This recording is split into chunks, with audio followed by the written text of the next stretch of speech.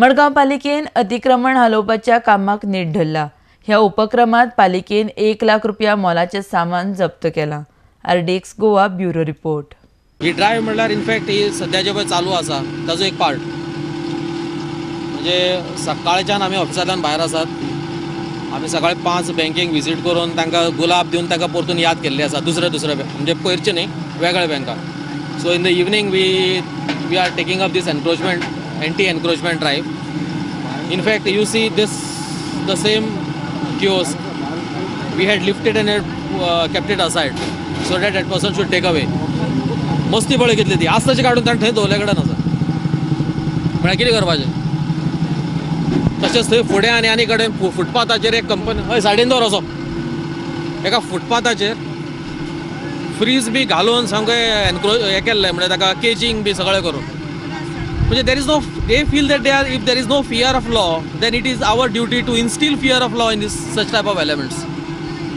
So तागे थोडे मातशे ते वटेन कितें म्हणटा ताका तेजे ते भायर ताणें कितें भायर काडिल्ले पळय ते पत्रे बित्रे घातिल्ले पळय ते मातशे तुटले। So that is but natural. You can't encroach the entire footpath and I don't know why this soft drink companies like Pepsi are encouraging by giving them some caged refrigerators. Just makes no sense. So we have to clear pathways for the public and this is one of the episode of it. This drive is going to continue. आता फाटले कितले दीस जाले continue drive? आमी पयर केल्ली ती शुक्रारा गेल्ली फाटल्या शुक्रारा इमिडिएट आयज केले।